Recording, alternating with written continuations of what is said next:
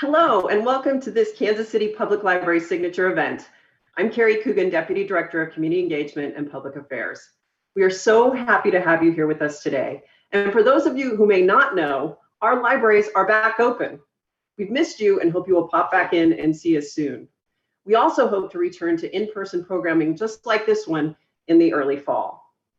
In today's program, we are so excited to have our city planner, he's not our city planner, but Jeff Speck, who says that walkability not only contributes to the health of a community, but the urban vitality. In other words, if you get walkability right, everything else will follow. Jeff is going to take a closer, more in-depth look at the walkability of Kansas City. What's working? What are the challenges? How and what changes can we make so that our community is safer and friendlier for pedestrians and bicyclists? To introduce our speaker and moderate questions today, we are so happy to welcome Councilman Eric Bunch. Eric represents Kansas City, Missouri's 4th City Council District, which includes downtown, Midtown, the historic Northeast, Country Club Plaza, and a tiny bit of Clay County. He is serving his first term on the City Council following a decade of work in community advocacy, neighborhood planning, and transportation policy. In 2017, Eric led the advocacy campaign that ended homeowner responsibility for sidewalks and secured $150 million for repair through community organizing. An urban planner, Eric has created actionable blueprints for multiple school districts in the region to make their school zones safer. Eric also co-founded Bike Walk KC, which advocates for walkability and provides educational programming to 10,000 students across the region. He has managed millions in federal dollars and delivered projects to expand the reach of public transit. He also served 4 years as Mayor Sly James' appointee to the Bicycle and Pedestrian Advisory Committee. Eric is currently working on initiatives for fare-free transit. He introduced the KC Art on the Block, Black Lives Matter street mural resolution, and has worked tirelessly with community stakeholders to create the Vision Zero Task Force. Please welcome Eric Bunch. Thanks so much, Carrie, and thanks for having me. And it's so exciting to have the library back doing programming and open again. I visited the Central Library just yesterday and was so pleased to be back in there after such a long time away. The library certainly is such an important institution here in Kansas City, and we are so much better for not only the traditional things the library does, but all this great programming like what we have today. And so it is my pleasure and honor to get to introduce Mr. Jeff Speck, someone who I have long been a big fan and sort of an informal student of as a reader of his books. But if book sales and video views were any indication, Jeff might actually be the most listened to, one of the most influential city planners in the world. Suburban Nation, which I once had a copy of, and it reminds me that I lent that out to someone. I need to find out whatever happened to it. Suburban Nation was co-written with Andres Duany and Elizabeth Plater-Zyberg. It's a best-selling planning title of 2000s. The Wall Street Journal called it the Urbanist Bible. His award-winning book, Walkable City, sits on my bookshelf and is a frequent reference material for me as a planner and now as a policymaker. But it was published in 2012, and it was really one of the dominant planning titles in its decade, and was named the second best urban planning book of all time. So it's a pretty big accolade there. And his TED Talks and YouTube videos have received more than 5 million views. Formerly the director of design at the National Endowment for the Arts, Mr. Speck founded Speck Associates, a boutique planning firm, in 2007. His new book, Walkable City Rules 101, Steps to Making Better Places, was released in 2018 and has already been translated into 4 languages. And it's a great follow-up to Walkable City with more detailed rules and steps to making your community more walkable. So folks, it's my distinct honor to introduce you, Mr. Jeff Speck. Thank you, Eric. I tried to make a dramatic entry like I was walking up on stage by having my camera turn on at the last moment. Thank you so much for that kind invitation. We need more planners like you in office. And, grassroots planners, not just, or maybe not at all professional planners, but people who who have founded organizations, who have worked in the community to advocate for biking and walking and just better organization of our cities. So Kansas City is very lucky to have you. I hope they know that. And I feel lucky to be invited back to Kansas City, although I really wish I was there in person. We just missed the cutoff, I suppose, to me being able to travel there for a real event. My talk tonight, as I've shared my screen today, although it's 1 hour later here, has been named Why Kansas City Should Want to Be More Walkable and How It Can Be. And I'm reminded, whenever I make a talk, I go back and I see if I've spoken before in that community. And I had very fond recollections of having spoken almost 8 years ago, 2013. I believe I was in Union Station. And I made a real effort to then take that talk from 8 years ago and get rid of almost every slide and give you something that's completely new, although the theme is the same and the advocacy will be the same. Most of what I'm showing today, with the exception, I think, of my Oklahoma City project, which I feel I need to stress, is stuff I haven't shown you before, but on the same message. And this title that I've been given, more wordy than I usually use, is actually perfectly accurate because it describes the type of talks I like to give. I give talks on the walkable city, and I tend to give talks on why we need it, the reasons why we need to make our cities more walkable, but also how to do it. And sometimes I do one, sometimes I do the other. When I have 3 hours like today, I like to do both. Just kidding. I know I only have 45 minutes, but I'm gonna rush. And so by the end, I'll be showing you a lot of resources you can access if you want to spend more time in my company or with my work. But today I'm going to go super fast, and forgive me for that, but it'll make it exciting. So let's talk first about why we need the walkable city and the experience I had, and my colleagues as well, and my mentors, Andres Dwani and Elizabeth Plater-Zyberk, as planners who had argued and advocated for more walkable cities for about 20 years or so before other folks also started advocating for walkable cities. And the great experience that we had almost about 20 years ago, when all of a sudden, after shouting into the wilderness and getting a limited uptake as city planners in response to our advocacy, and theirs before me, we found that there were these three other groups, the economists, the environmentalists, and the epidemiologists, who independently were arguing for more walkable cities and getting much better results with their arguments. So we learned very quickly to adopt the economic arguments, the environmental arguments, and the epidemiological arguments.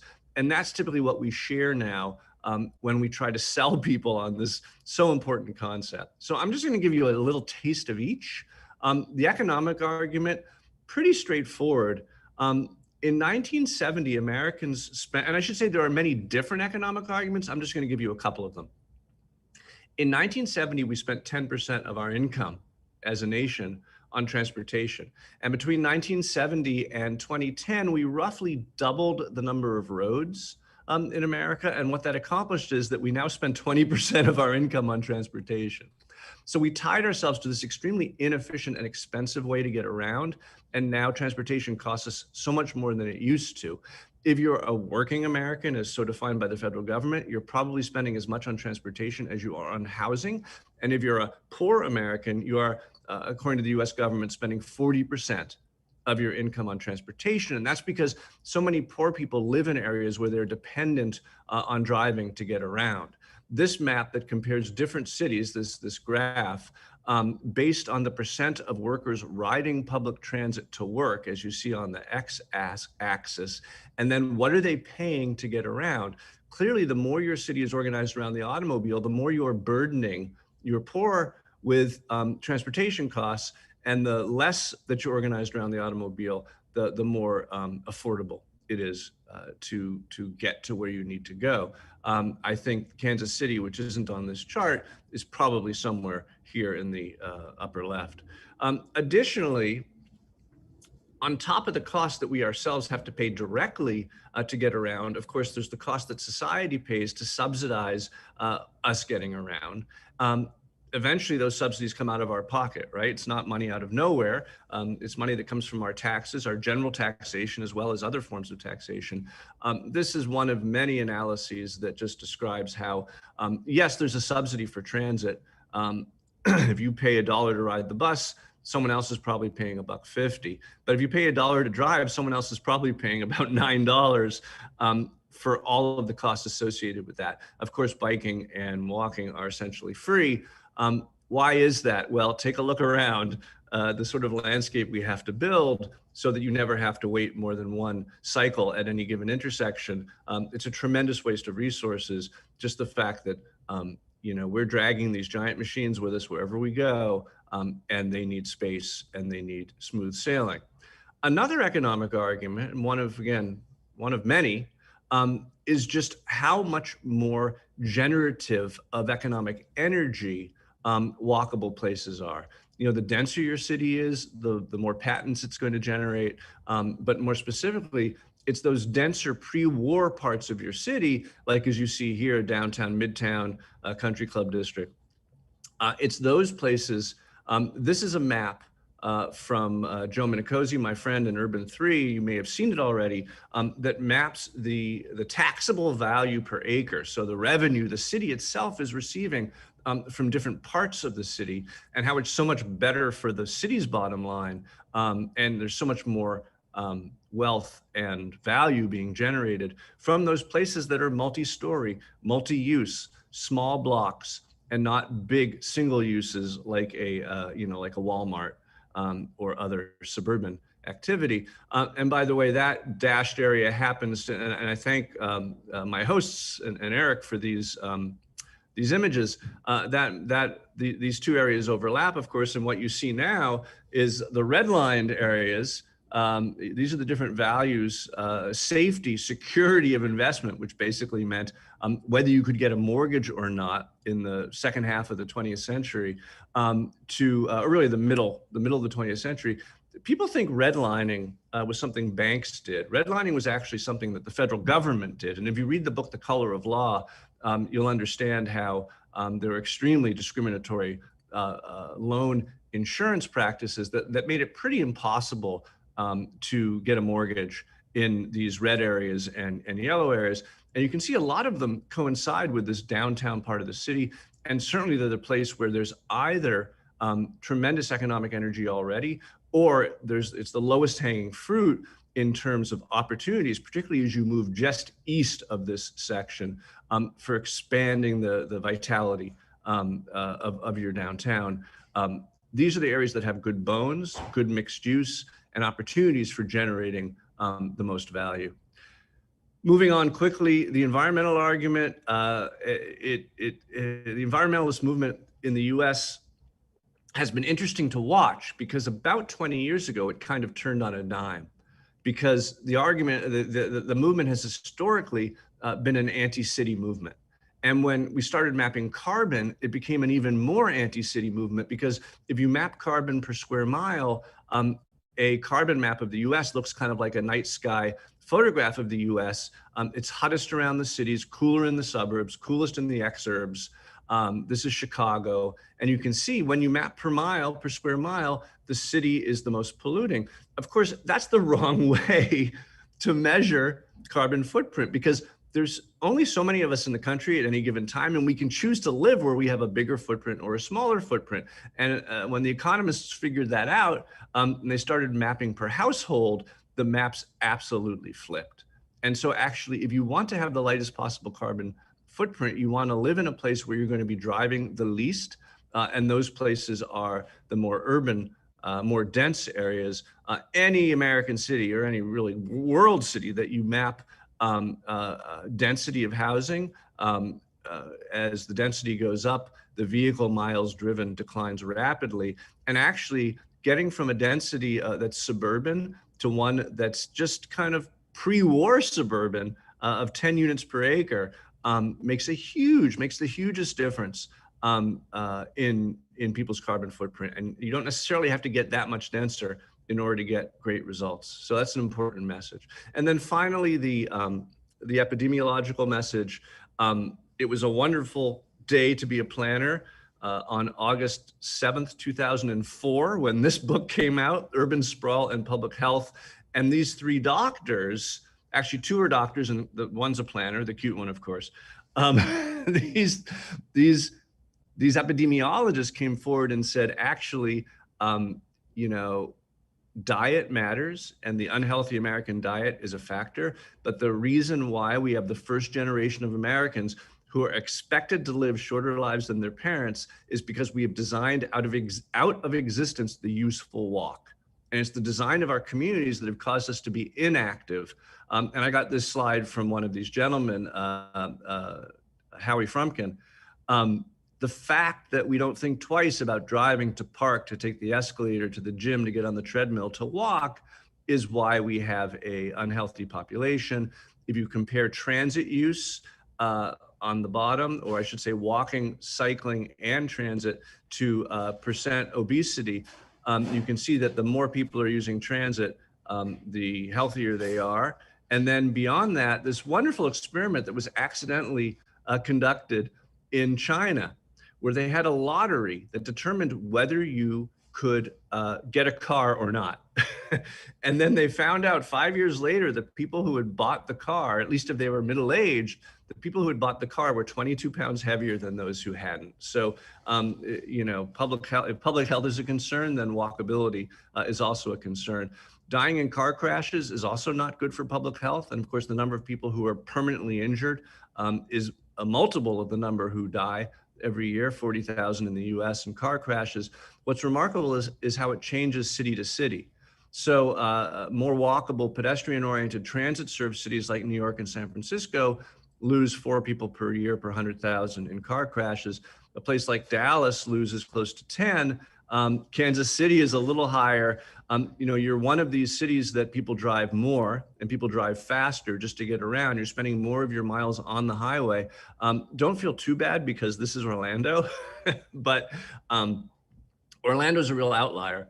Clearly, the more you do to have more people walking, biking, taking transit, the healthier you'll be, but also the more of you will be alive. So those are the arguments. There's more to say. In Walkable City Rules, my new book, I talk about equity arguments that I'm not going to get into today. I talk about community-based arguments I'm not going to get into today. So many reasons. But let's move on with our limited time. I did want to say, if you want a 15-minute version of this talk, you can see it on TED.com, called The Walkable City, under my name, spelled S-P-E-C-K. So let's move on. How do we make this happen? Normally, I list about 10 to 12 things that a city can do to make itself more, well, actually, let me hold that thought. I'm going to get to that one in a minute. I want to start by saying that in my book, Walkable City, I talk about what I call the general theory of walkability, and it's how the book is organized. And it asks the question, how do you get people to walk? And the answer is, in America, particularly where driving is so easy and so cheap, and you don't pay the full cost by a long shot. We talked about the subsidy already. And the car is sitting there in the driveway between you and everything else. And it's just so easy to fall into. If you're going to get people to walk who have a choice, then the walk has to be as good as the drive. And to do that, it needs to do 4 things simultaneously. The walk needs to be useful, it needs to be safe, it needs to be comfortable, and it needs to be interesting. I will get into my list of formerly 10 that I had mentioned in a little bit, but first I want to talk about the first category, the reason to walk, the useful walk. When you're looking at a downtown area, the question is, how can you make that walk most useful? And the answer, of course, is how can you have the best and most robust and well-balanced mixture of uses in your downtown area? And by downtown, I mean really any area that has the potential to be walkable. Certainly the downtown core that surrounds the existing and proposed expansion of the streetcar is kind of the heart of that. But it can be in any of your residential neighborhoods as well that have a mixed use pre-war center. It almost never occurs in anything that was built subsequent to 1950. But in any of these downtown areas, particularly the heart of your downtown, when you look at that balance, when you look at making things as useful as possible, you ask, what uses are missing or underrepresented? And in most American downtowns, still, we have a vast underrepresentation of housing. And by the way, when the housing comes back, everything else gets so much better for reasons I will explain. Jane Jacobs, writing in the late 50s, early 60s, talked about Wall Street. She said, 200,000 people come to Wall Street every single day to work. And yet Wall Street does not have one great restaurant. It does not have a great gym. Why is that?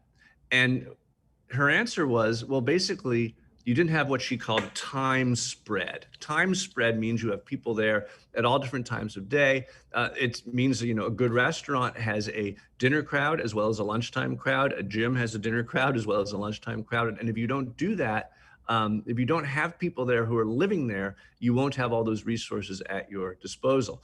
Additionally, you can't just invite people downtown. You have to really put them there in housing. And now I'm going to take a pause because my cat, this is Fundito, wants to join me on the table. So I'll let him join in the show. Cities that want their downtowns to be vital are actively subsidizing downtown housing. This is Des Moines, where they managed to go from 2,500 units in 2000 to 10,000 units in the heart of downtown by 2020. They did it by offering a 10-year tax abatement for developers, an additional 10 years of tax increment financing. I won't get into what those are, except to tell you that the city basically left money on the table because they understood that long-term their tax revenues would be higher by subsidizing housing in their downtown. This came up in my Twitter feed this week. It seems like there's some really cool downtown housing happening in Kansas City, and the prices seem to be reasonable. Maybe the market has prices that aren't high enough for developers to be making enough money for them to choose to do it, which is why the city may need to help out. I don't know the details there, but this looks pretty good for $900, and it's great that you have more of that happening. A second use question about your downtown and downtown areas is what use is underpriced and overrepresented, and in almost every downtown, that use is parking. We just need to remember that parking, particularly free parking, is an incredible incentive to drive. Donald Shoup calls it a fertility drug for cars. The more parking you provide, the more people are going to choose to own vehicles and to drive them a lot.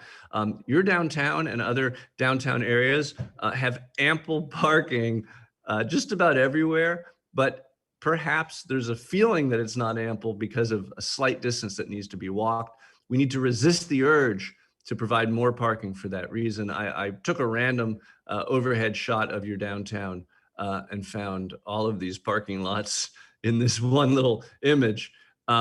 So you have ample parking in your downtown. We know that there is a high cost to that free parking, as Donald Shoup teaches us. And the main thing he tells us, which is true for your downtown core, but not true for most of the rest of your neighborhoods, is that that cities do not have a business in placing parking minimums anywhere. The free market will do that absolutely fine. As he says, I have to move my images here. Removing off-street parking requirements will not eliminate off-street parking, but will instead stimulate an active commercial market for it. And progressive cities like Minneapolis are eliminating parking minimums from all of their neighborhoods, not just downtown. So something to keep in mind. Another part of the useful argument, of course, is transit. You can have a perfectly walkable neighborhood without transit, but a walkable city depends on transit, because if you don't connect the walkable areas to each other, then people who want a complete lifestyle in that city and access to all the cool parts of that city will choose to buy cars, those who can. And of course, the more people who choose to own cars, the more the city ends up shaping itself around those cars and becoming less walkable. You have the wonderful example of the most heavily ridden new transit in the country.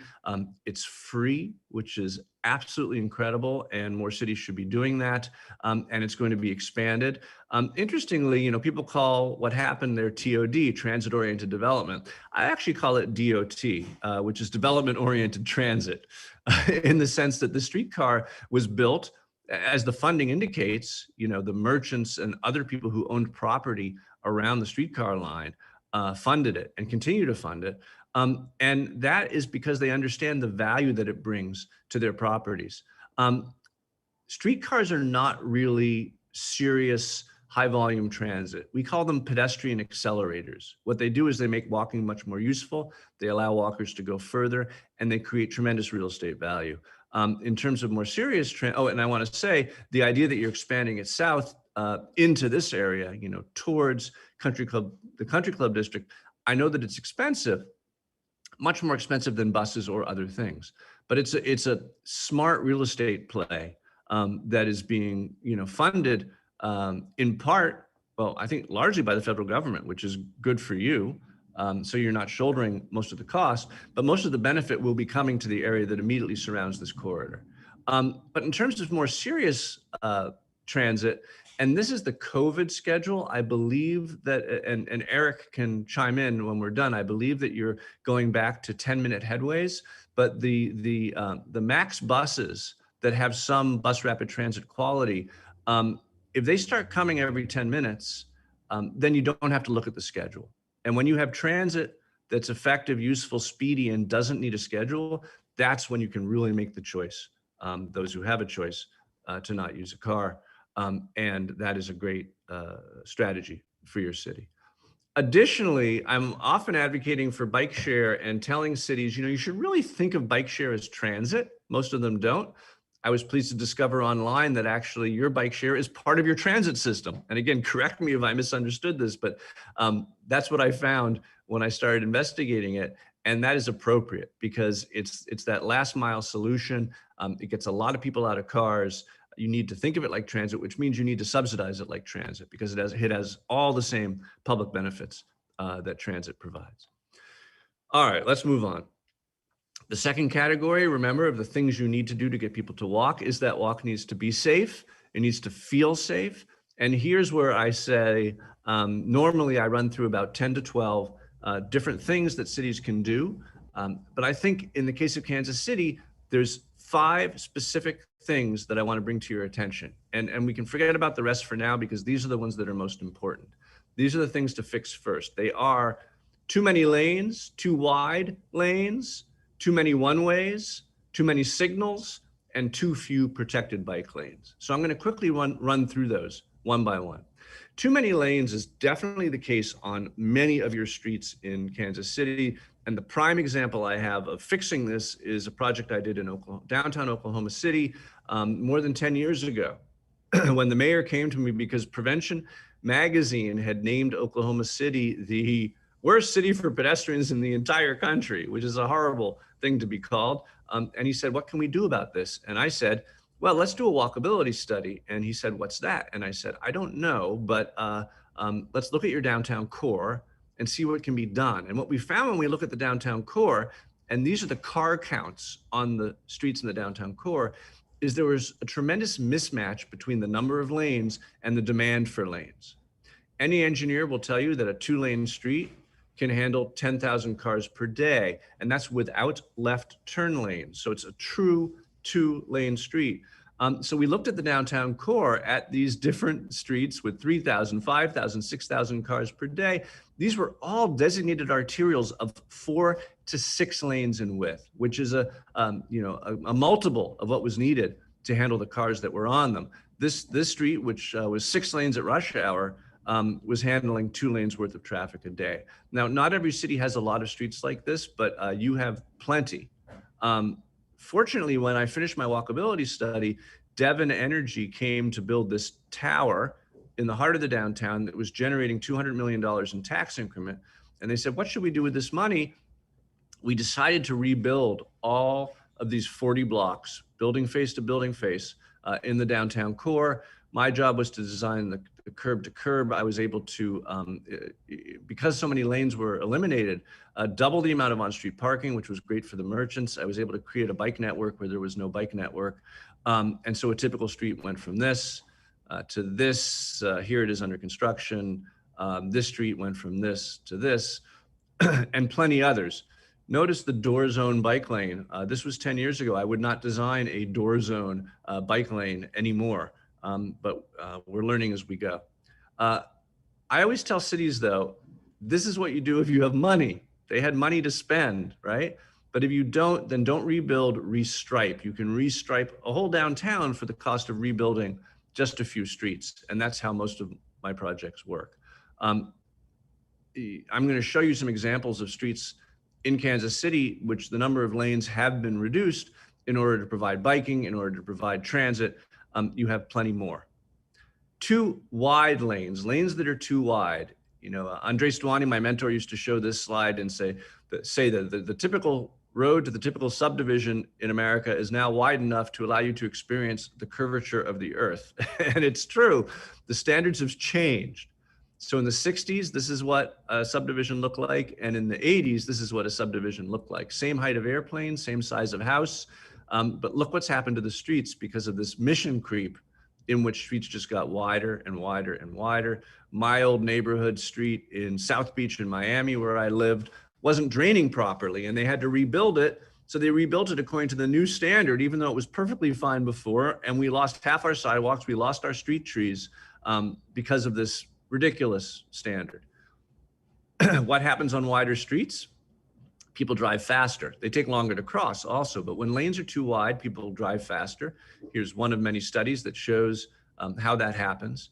And here's the new instruction from NACTO, the National Association of City Transportation Officials, which says, you know, in downtown areas where you have a lot of travel on your lanes, in residential areas, lanes can be narrower, but in downtown areas, 10 feet is the standard. It used to be, notice 8-foot parking lanes. It used to be the standard. It should be the standard again. Any lane you have that's wider than 10 feet is wasted asphalt that can be put to some other purpose, and that's also causing people to speed. So you've got plenty of these. It took very little searching to find streets like East 12th Street, which should be 8 plus 8 plus 30, presuming all 3 lanes are necessary. So should be 46 feet wide, and it's 58 feet wide.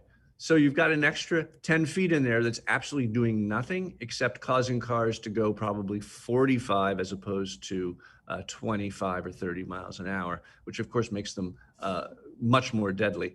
In fact, a car going 35 miles an hour is 7 times as likely to kill you as a car going 25 miles an hour. And that's exactly what these wide lanes are encouraging. Next, one-way streets. You've reverted some of your multi-lane one-way streets back to two-way, but not many, certainly not enough. A multi-lane one-way street is essentially a highway pretending to be a street. They're extraordinarily unsafe. There's this tremendous momentum of cars all going the same way. There's the opportunity to jockey, which is super important. Whenever there's more than one lane in any given direction, that opportunity to jockey creates a different type of driver. It creates a driver who has the opportunity to get through faster by trying to get through faster, as opposed to one lane in each direction where that's simply not possible. Studies are mounting. The data is very clear. In Louisville, Brook, 1st, 2nd, and 3rd were all one-way. They reverted Brook and 1st to two-way. 2nd and 3rd were kept as one-way. On the two-way streets, car crashes dropped by almost half, and even crime went down for reasons we could get into in the Q&A. In the one-ways, the car crashes went up and crime went up.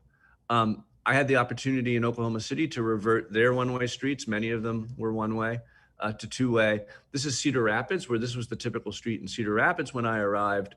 I was able to, in a restriping plan, no rebuilding, to change this number of lanes in these directions to what you see, pretty much all two-way, cutting the number of lanes as well.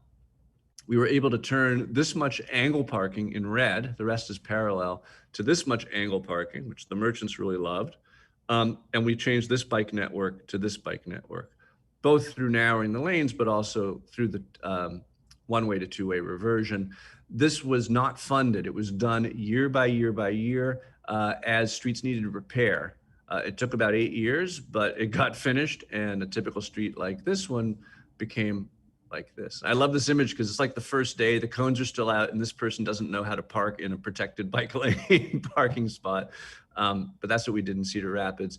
You've got this whole network of two-ways, one-ways that could be reverted fully to two-way traffic, and you would truly benefit from it in terms of safety. I didn't get into it. I have other talks and resources that I'll share with you where I talk about the business benefits, the tremendous impacts to merchants that switching from two-way to one-way had when it happened, all the stores that were killed, and how stores come back when you go back to two-way travel. Now, there's a related issue, which is the number of signals, and we'll talk about how it's related in a minute. This is not a Kansas City example, but it reminds us that we have many more signals at our intersections than we probably need. And the key study was done in Philadelphia with a massive transformation of 472 signals were removed in the 1970s because the rules at the state level changed. And in Philadelphia, they collected data on 200 of those signals. The signals were replaced by all-way stop signs, right? Four-way stop signs or three-way, depending on the intersection.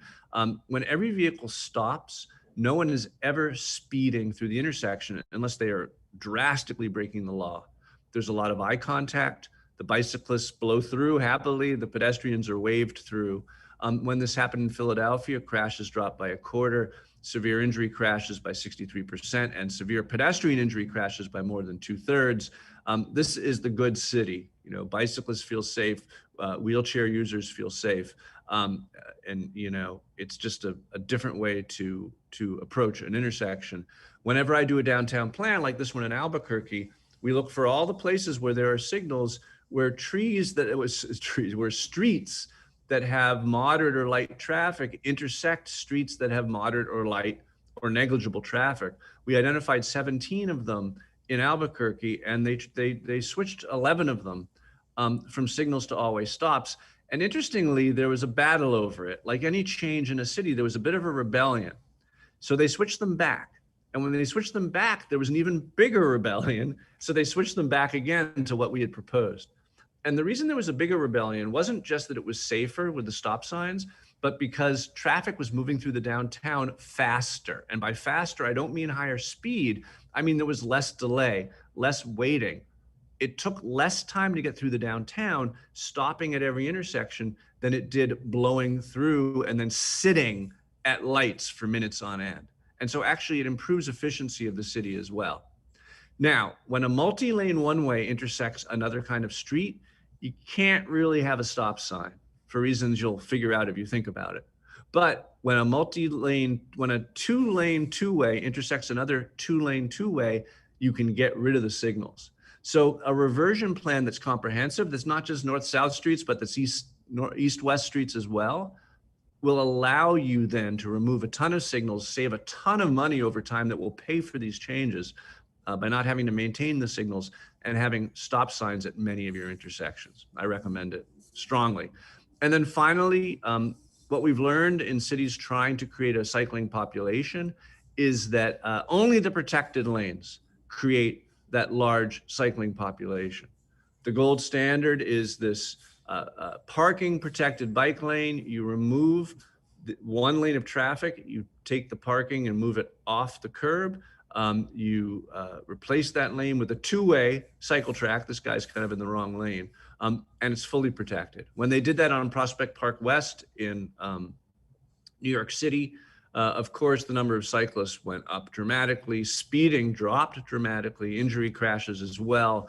The surprise is that the street handled as many cars before as after, because before people were basically speeding from red light to red light. And now everyone's driving more calmly, and just as many cars are traveling on two lanes as before were traveling on three lanes. And of course, we've ended up with this beautiful protected lane. This being New York, of course, there was a protracted 5-year lawsuit. Eventually, the bike-hating NIMBY trolls grudgingly surrendered to reality. But I show this picture to really hammer down the difference between a protected lane and an unprotected lane. Nobody really wants their daughter in the door zone. And also, the problem with these unprotected lanes is that people are always putting stuff in them, right? If you don't protect the lane, chances are you're going to have to swerve around a UPS truck or something else that's improperly in the bike lane. And so those are the lanes we need. We need lanes to be protected. Importantly, people think about biking as some sort of elite activity. In fact, fully 38.5% of the people who bike to and from work in the US are from the poorest 25% of income earners. So an investment in bike infrastructure is an investment in equity, and don't let anyone tell you otherwise. So those are the things I wanted to bring up for your downtown, and mention that, you know, there are already some places in the city where you're doing that. Of course, Gillum Plaza right now is getting a quick build protected bike lane. It's not as protected as it could be, but these are parking stops, wheel stops that are going in the barrier. So that's good. It'd be nice if there was one fewer lane and parked cars in there as well. And then, of course, Main Street has many, many lanes in it, which are being reduced with this plan for the streetcar. Some would say this is still a pretty asphalt heavy plan, but it's just a demonstration that you have many streets where the asphalt can be put to better use, and that you need to do all of these. And actually, you know, if you are ambitious about making Kansas City more walkable, then I would focus particularly, on all of these things, but particularly on that one-way to two-way and signalization removal scheme, which I've done in a dozen different cities. The last two categories are quite quick, so I'm nearing the end of my talk. I want to talk about the comfortable walk and the interesting walk. The comfortable walk is just the fact that we won't occupy spaces that aren't physically comfortable to us. And what's most comfortable to all animals, humans among them, is, as the evolutionary biologists tell us, is a combination of prospect and refuge. Prospect means being able to see your predators before they attack you, and refuge means that your flanks are covered from attack. And if your flanks feel covered, then you feel safe, right? This is the kind of space that you willingly occupy because the height of the street walls is high enough compared to the width of the street that you feel enclosed. And we've been talking about that as planners for a long time. 1-to-1 is the Renaissance ideal. 3-to-1 is great. Beyond 1 to 6, you don't really feel enclosed anymore, and the space isn't as comfortable. 6-to-1 in Salzburg is pretty much heaven. The opposite of Salzburg, of course, is Houston.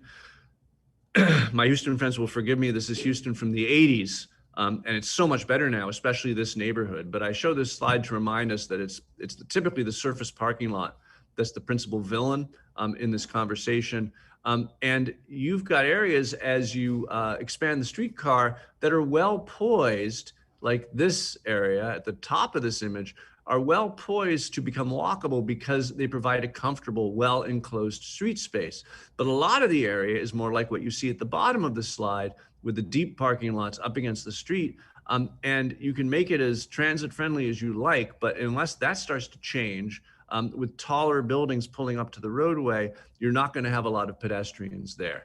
So this is ready to go. This is ready to be upzoned or otherwise improved in a way that embraces the street with buildings. I hope that with this massive investment that's being made in the streetcar, there's a corresponding set of rules that will put the parking lots behind the buildings and bring the buildings tall to the edge of the street. And then finally, the interesting walk. I talked about how 1-to-1 was the ideal ratio of height to width from the Renaissance. This is a 1-to-1 street. This is Grand Rapids, Michigan, a very walkable downtown, but no one wants to walk on this street, which connects the two best hotels, because, when one side of the street is an exposed parking deck and the other side is a conference facility that was apparently designed in admiration for the parking deck, it's just too boring. We want to see signs of life. We want to see activity. We humans are among the social primates. Nothing interests us more than other humans, and certainly edges of parking don't cut it. Mayor Riley in Charleston, mayor for 40 years, taught us that it only takes 20 feet of building to hide 200 feet of parking. This is an example I love from Miami Beach, where I lived. I call it the Chia Pet Garage, but the preservation of these storefronts allow almost anything to happen behind it, and still you have a great street. With less dense areas here in Disney's Celebration, which follows new urbanist principles mostly, you have these mid-block parking lots where the parking is hidden behind the backs of buildings, so they're still giving a good edge to the street. You see the same thing happening in the first auto-oriented new downtown in America of the 20th century, the Country Club District. I've managed to make it this long in the talk without mentioning the Country Club District, which is of course a tremendous model that we planners follow, but you can see how the parking has been stored on roofs, in the middle of blocks, and other places where it is not allowed up against the edge of the street, because J.C. Nichols knew back in the 1920s that a parking lot edge would destroy the walkability of the downtown.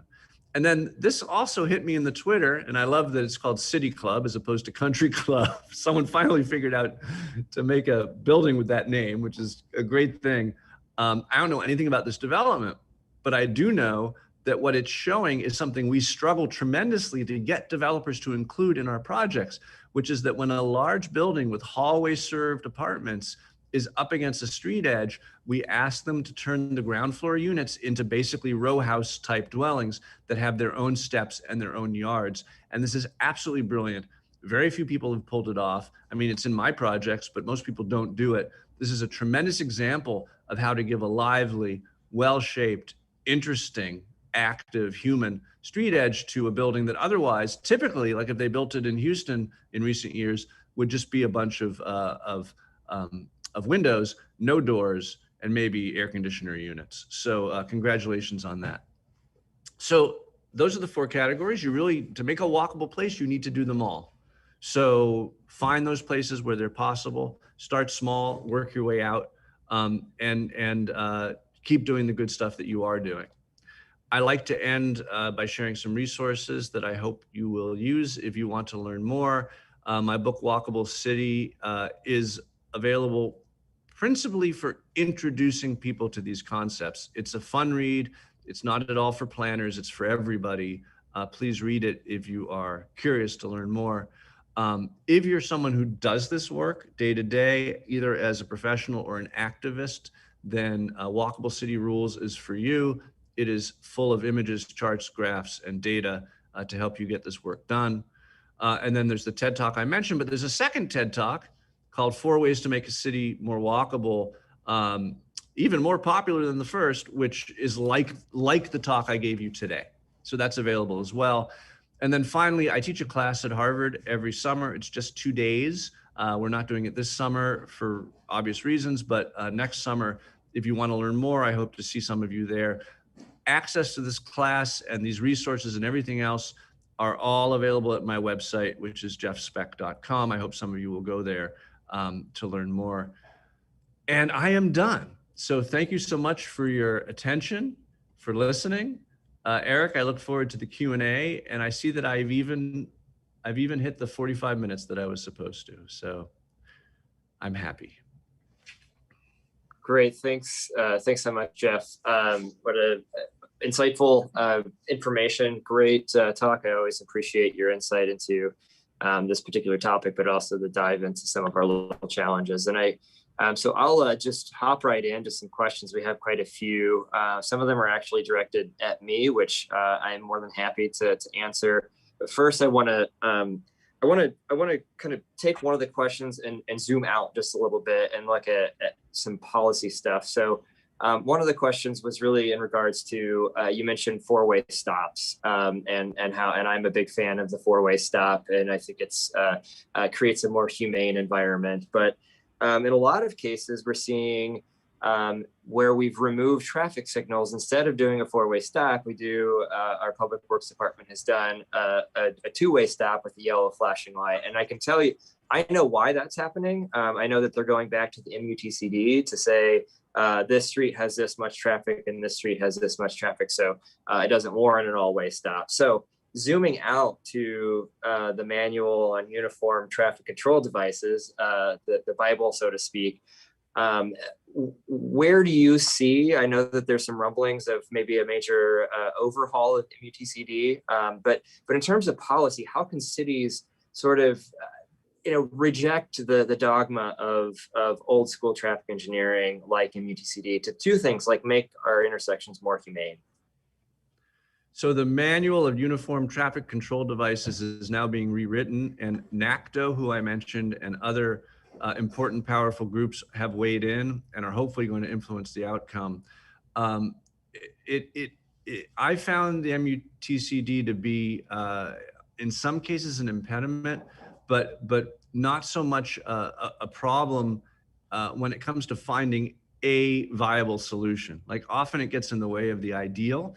But rarely, in my experience, has it ever gotten in the way of doing something that's better. I think that remind me to talk about leadership, because that's what it all comes down to, and not just city council. But specifically, the challenge that you mentioned, if one street is truly dominant, and what's nice about your downtown area, at least, is that it's a fairly equally grained grid. And so most of your intersections would warrant and would be appropriate to warrant a four-way stop and not a two-way stop. When you have one leg that's particularly dominant, it is very hard and often frustrates people to replace a signal, which is usually green, on the dominant leg with a requirement to stop every single block as you're driving down that street. So in those cases, it may make sense to keep the signal just so that pedestrians have the opportunity to have a signalized crossing when they reach it.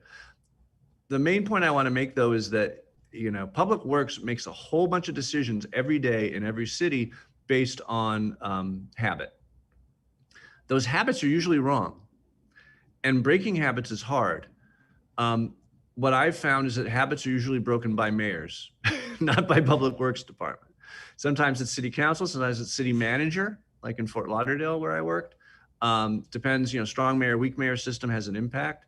But we recently did a downtown plan, a walkability study for Mobile, Alabama, where it was essentially me against the fire chief. And the fire chief was more interested in response times than in public safety of the streets when it came to car crashes. And actually, he was most interested in being able to plant his truck everywhere, which was causing us to lose a whole flank of parallel parking. My argument was the parallel parking was what made the streets safe. I couldn't convince him. I documented how fire injuries and fire deaths are 180 times, car crash deaths are 180 times as prevalent as fire deaths in American cities. And that didn't change his mind, but it changed the mayor's mind. So the mayor basically stepped in and we got the ruling that we needed. The mayor or city council or city manager, these folks answer to them. And it's unfortunate that sometimes you can't always negotiate at the staff level, but that's when you need to get the leaders to step up. Great, thanks, Jeff. Again, several of these questions are for me, and I'm going to skip those for right now because we've got you here and you're the expert on this. And I'm actually going to kind of frame a different question that's out of my own head here. So I'm a parent of 3 young kids. I'm sure that there's some folks on here who have young kids or young nieces and nephews or neighbors who are really see a city as a place to raise children, but in so many cases our streets become inhospitable. There's great new guidance from NACDO called Designing Streets for Kids, basically. It's a fantastic resource. There are a couple other books out there that are kind of on this issue, but I wanted you to just talk briefly about the importance of creating an environment that is welcoming to people of all abilities, especially our younger Kansas Cityans. So, I mean, if you design a street, I think the main lesson to understand that many people already do is if you design a street to support its most vulnerable users, it actually just becomes better for everybody.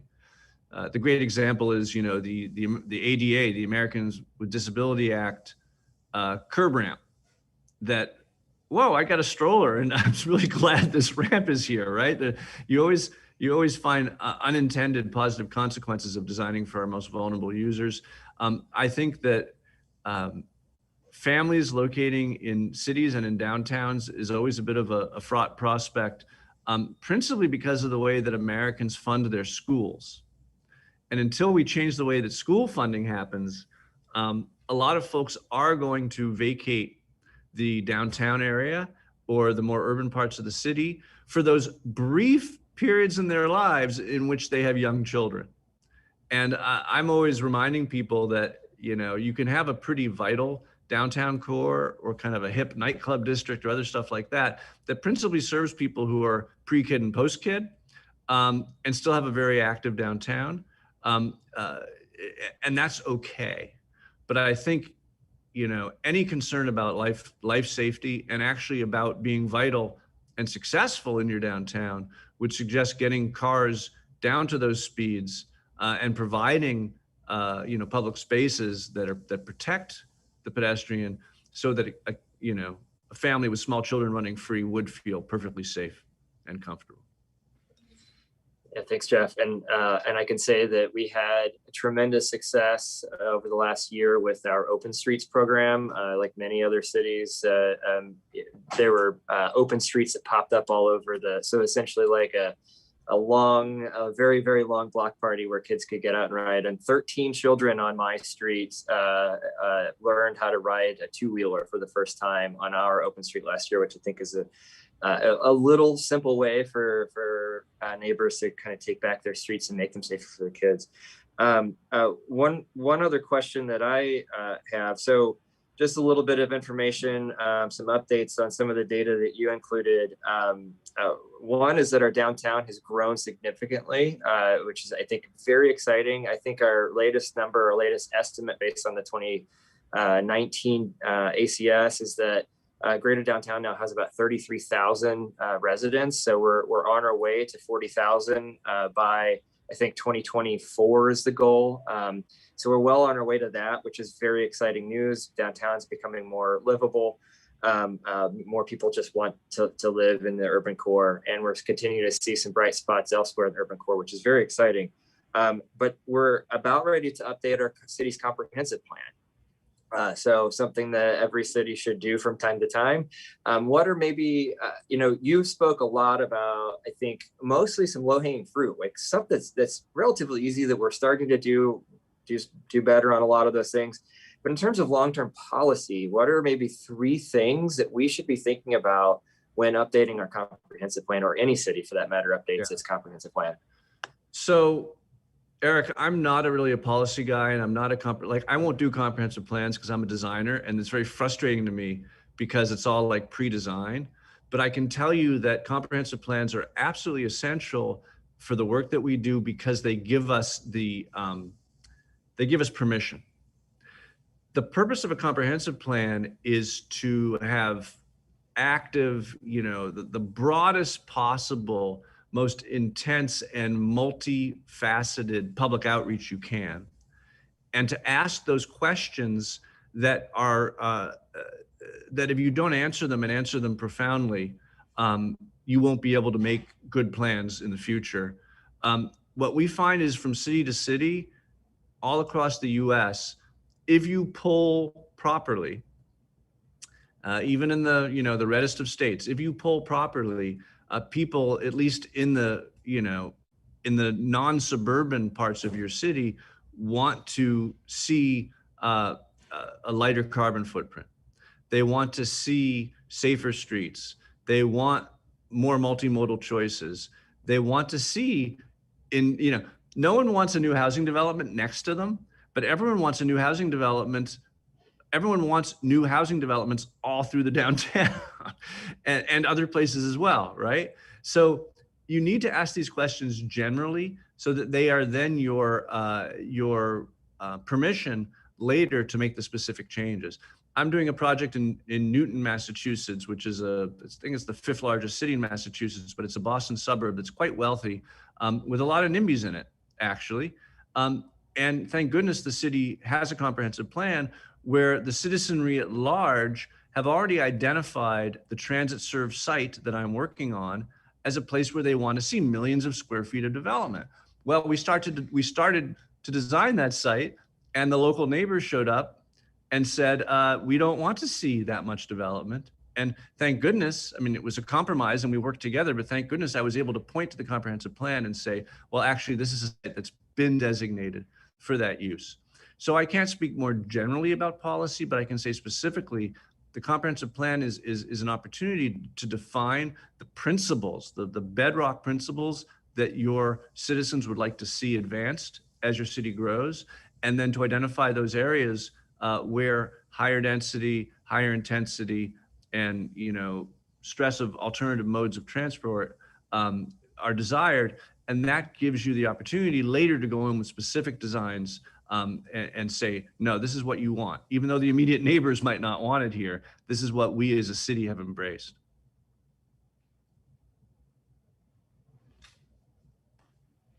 Thanks, Jeff. Appreciate that insight. And merging design with long-term planning and policy is always a tricky thing, but important for us to do.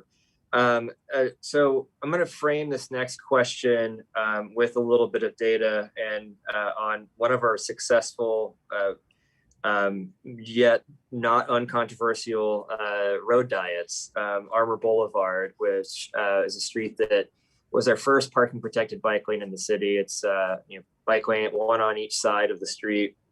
Parking serves as the barrier. It's a very high demand parking area that creates some visibility challenges, not any different than any other place with lots and lots of on-street parking. But some data on that, it was a 4-lane wide street that went down to 2, just 1 lane in each direction, and added those protected bike lanes.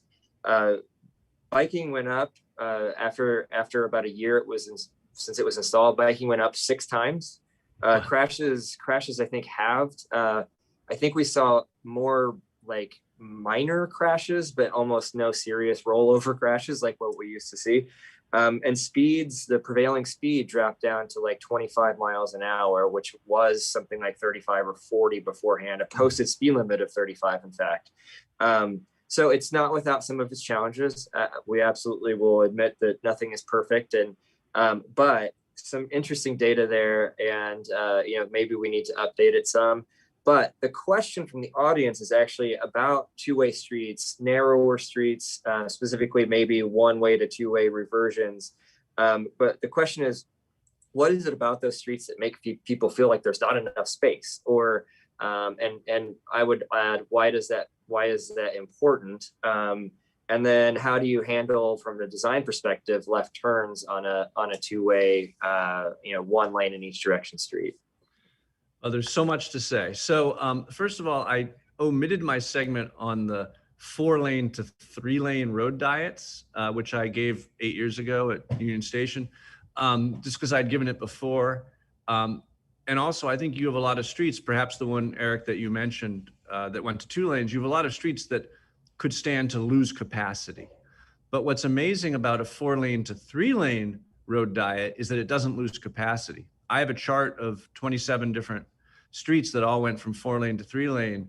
And by 3-lane, I mean a continuous center turn lane, or a center turn lane that's a median, but that disappears and becomes a center turn lane when there's a turning opportunity. When you go 4 lanes to 3 lanes, you actually make a much more efficient street, and you don't lose any of the vehicular throughput that you get of a 4-lane road. So that's a win-win-win whenever you do it. If a street is so congested that that having people stalled waiting to go left, holding other people up behind them, is a true nuisance that causes it to really make your rush hour traffic a problem, then it probably should go 4 to 3 and not 4 to 2. That's my main point about that. Secondarily, I think it's important to understand and I think, I'm not sure if you were asking me to explain this or just reinforcing it, that precise feeling that a street is unsafe, that it's too tight, is exactly what you want to get people driving the right speed. If I can get back to theory for a brief minute, the worst thing that ever happened to American public space design and specifically street design is that traffic engineering in neighborhoods grew out of traffic engineering in highways. The green book that everyone uses, the AASHTO, book that sets the standards for the design of streets, it's still called, the H in AASHTO is highways. It's a highway manual. And this highway manual was applied to the design of neighborhood streets, downtown streets, residential streets, with the idea that what made highways safe was what made inhabited city streets safe. And actually, it's the exact opposite, because on a highway, you set your speed based on the speed limit, right? If you're like me, you look for the first speed limit sign you can find, and then you set your cruise control for 9 miles an hour over the speed limit, or whatever you feel comfortable doing. If you're setting your speed based on the speed limit, then actually anything you do to reduce opportunities for conflict is going to make the streets safer. Wider lanes are safer, swoopier corners are safer, no parallel parking is safer, no trees are safer, no intersections are safer, no opposing traffic is safer, because your speed is a constant. However, in neighborhoods, that is exactly not how people set their speed. They set their speed based on their perception of safety driving. Therefore, anything you can do to make this, to increase potential for conflict, to increase the sense of no elbow room, narrower lanes, parallel parking, many intersecting streets, two-way travel, street trees, any of these things are going to lower speeds and they're going to make the street more safe. We want drivers intimidated a little bit into not going above 30 miles an hour in those places where pedestrian activity is desired.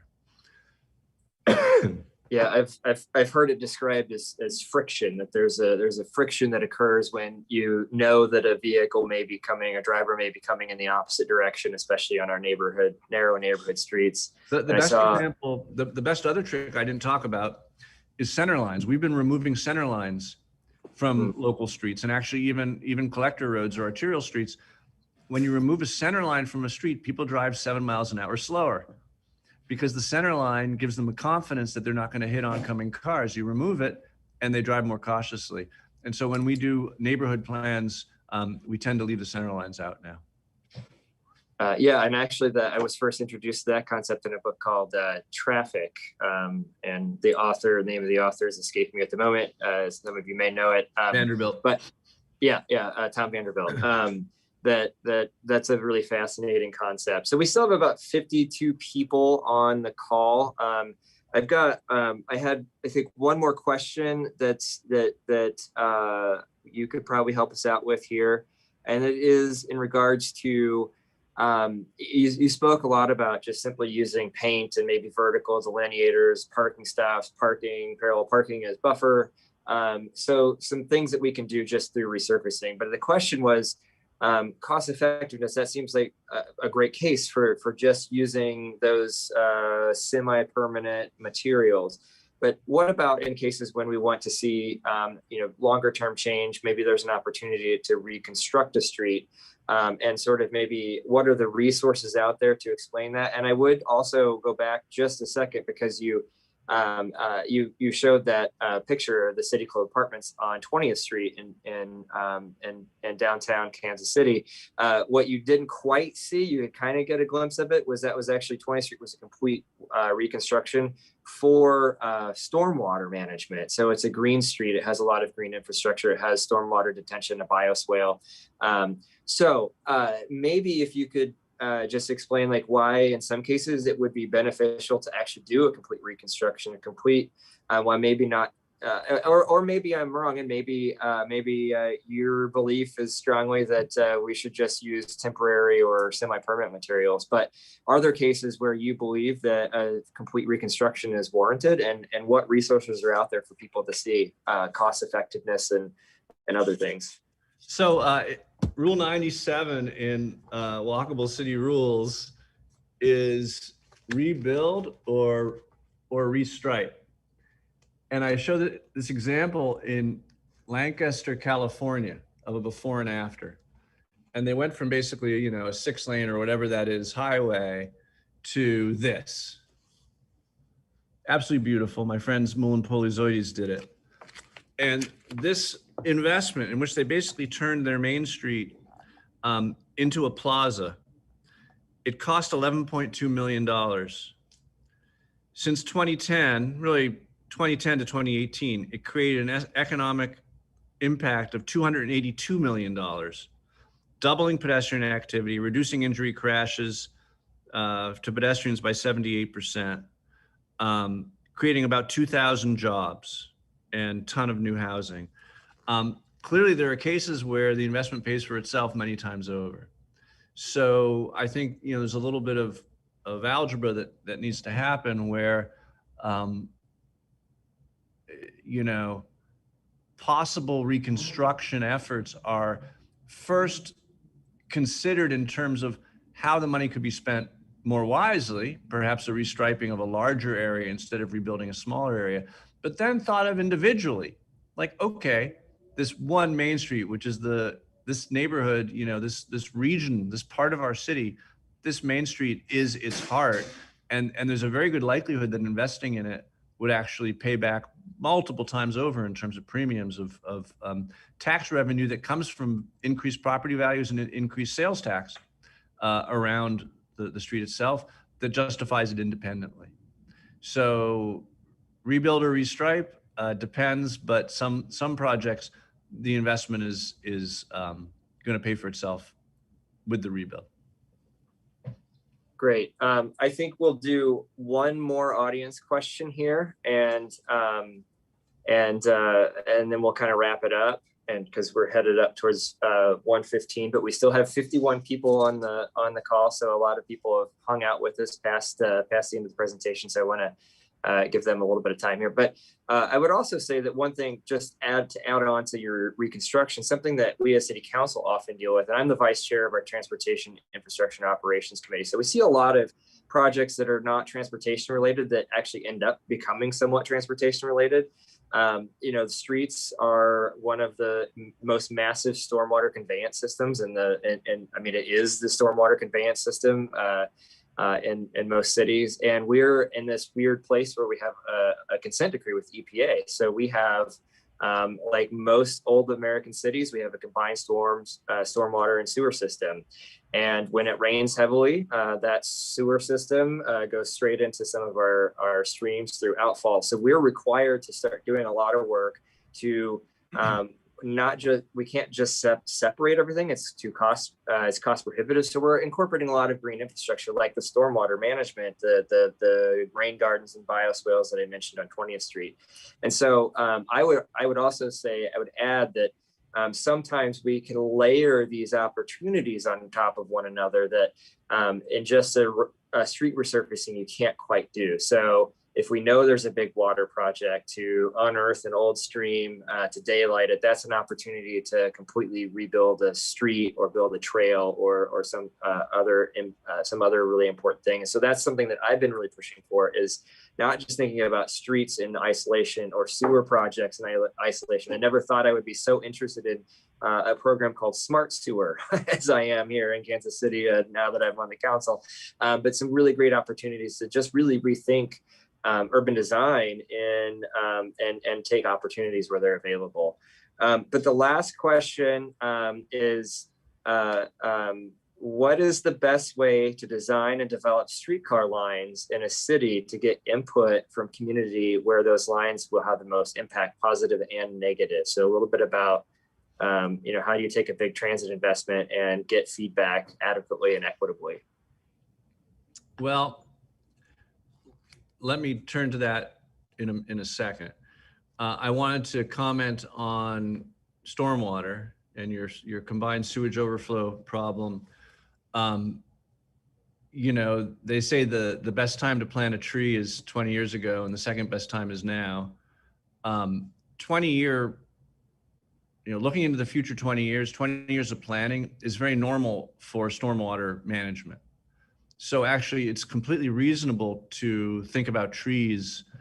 And in 20 years, you can grow a row of sycamores that's literally canopying over the street and touching each other. There's almost no more economical and, you know, payoff per dollar invested approach to stormwater management than planting trees, particularly if you can take up some asphalt to do it. because then you're also reducing the amount of, sheet surface that's not absorbing rainwater. Street trees, well, all trees, but particularly street trees, are extraordinarily important for urban heat islands, and for, of course, livability, walkability, public health, all these other things. But stormwater is often the way that we justify stormwater costs. Long-term stormwater costs are often the way that we justify massive investments in planting trees. So I wanted to mention that.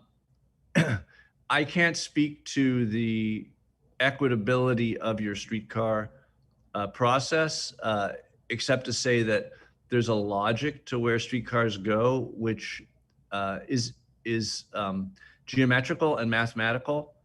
And geometry and math do not include public opinion. They are facts. So, I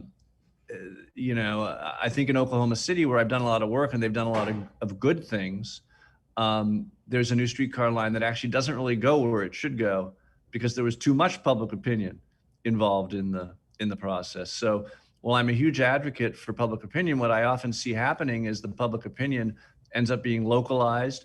The people who show up tend to be only those who are adversely affected. The city council and other leaders are often swayed by the loudest voices when, generally there is a silent majority of folks who are served by something that will have impact on immediate neighborhoods. And it's just important. I'm not saying that your public process will produce certain outcomes, but what I am saying is that we have yet to learn, we're trying really hard, we have yet to learn how to do a public process that's truly representative. And so the biggest challenge when you're planning something like a streetcar line that impacts the whole city is to make sure that not only those who are inconvenienced, not only those who are adjacent, not only those who have the capacity to speak the most and the loudest, often with dollars, are the ones who are making the public input.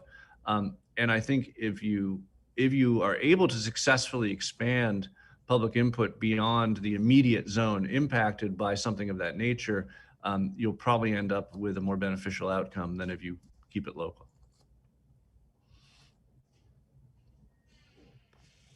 Great, thanks, Jeff. And with that, we will go ahead and wrap it up and just say thank you so much, Jeff, for bringing this expertise here to Kansas City. And thanks to the library. Thanks, Carrie, for pulling this together and making, I think, a really awesome first event back. And I couldn't think of a better conversation to have. Of course, I'm a little biased. I really believe in this issue, and I hope that I think that we probably provided some information here. I think you've probably convinced some people that walkability is really important for the health and vitality of the city. So thank you for sharing that, and thanks everyone. Thanks everyone for joining us, and I look forward to more opportunities with the library and more great talks like this one. So thanks everyone. Thanks to the library, and Eric, thanks to you, and also for all the work you do.